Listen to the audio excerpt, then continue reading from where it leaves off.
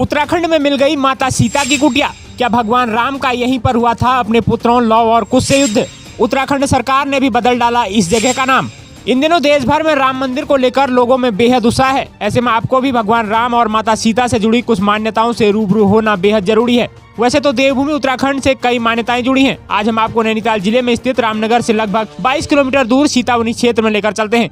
इस जगह पर माता सीता ने कई सालों तक वास किया। इससे भी बड़ी बात है कि इस धरती पर भगवान राम के वीर पुत्र लव कुश ने भी जन्म लिया था। सीतावनी मंदिर क्षेत्र ऐतिहासिक होने के कारण पुरातत्व विभाग यानी आर्कोलॉजिकल डिपार्टमेंट के अधीन है। हालांकि यह क्षेत्र वन विभाग के अंतर्गत आने के कारण यहाँ प्रवेश के लिए वन विभाग से अनुमति ली जाती है। ऐसा इसलिए यहाँ बाघ, हाथी, गुलदार के अलावा कई प्रकार के वन्य जीव दिखाई देते हैं। सीतावनी को लेकर कई प्रकार की किंवदंतियां हैं। रामनगर वन प्रभाग के अंतर्गत आने वाला यह क्षेत्र न केवल आध्यात्मिक रूप से बल्कि कॉर्बेट का इलाका होने के लिहाज से भी पर्यटन के क्षेत्र में प्रसिद्धि पा चुका है।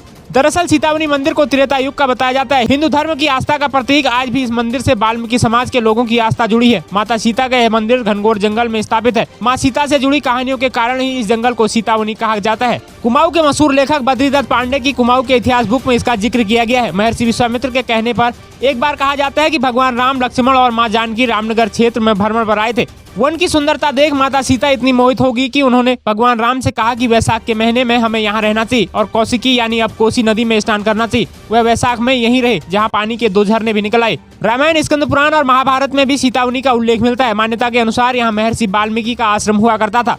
इसी के पास स्थित एक स्थान है लक्ष्मणपुरा। लक्ष्मणपुरा वह स्थान बताया जाता है जहाँ पर भगवान राम ने देवी सीता का त्याग किया था। तो लक्ष्मण ही सीता को अपने रथ से उतारकर इसी वन में छोड़कर गए थे। तब उदास सीता ने वाल्मीकि ऋषि के आश्रम में शरण ली थी। उस समय माता सीता गर्भवती थी। ऋषि वाल्मीकि के आश्रम में उन्होंने अपने जुड़वा पुत्रों को जन्म दिया था और इनका पालन पोषण यहीं पर हुआ था। स्कंद पुराण में कोसी नदी के बाईं ओर शिवगिरी पर्वत है, जिसे सिद्ध आत्माओं और गंधर्वों का विचरण स्थल भी कहा गया है। मंदिर में 3 जल की धाराएं आज भी मौजूद हैं, जिन्हें राम, लक्ष्मण और सीता कहा जाता है। इन धाराओं का जल गर्मियों में ठंडा और सर्दियों में गुनगुना रहता है। आश्रम के पास ही रामपुरा नामक एक स्थान है। बताया जाता है वही स्थान है जहां लव कुश ने भगवान राम द्वारा छोड़ा गया अश्वमेघ यज्ञ का घोड़ा पकड़ा था। इसी दौरान सीता जी भी यहीं रही और अंत में माँ सीता इसी धरती पर समा गई। अब स्थानीय लोगों की भावनाओं का सम्मान करते हुए उत्तराखंड की दामी सरकार ने पवलगढ़ का नाम बदलकर सीतावनी कंजर्वेशन कर दिया है। दोस्तों, आप माता सीता से जुड़ी इस मान्यता को कैसे देखते हैं, हमें कमेंट्स कर जरूर बताएं।